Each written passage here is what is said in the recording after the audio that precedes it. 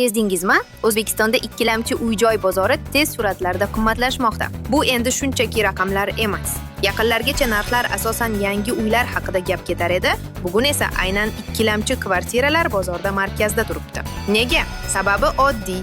Odamlar tayyor uylarni xohlashadi. Ta'mirlangan, kommunikatsiyasi bor, uzoq kutishsiz. Bunga yana bir omil urbanizatsiya. Toshkent, Samarqand va Farg'onada aholi soni tez o'smoqda, talab esa taklifdan oshib ketgan. Sotuvchilar esa hozir yutqazmayapti. Kvartiralar tez sotilmoqda, narxlar esa yangi uylar bilan tenglashmoqda. Investorlar uchun ham imkoniyat bor, chunki ijaralar ham oshmoqda, ayniqsa poytaxtda.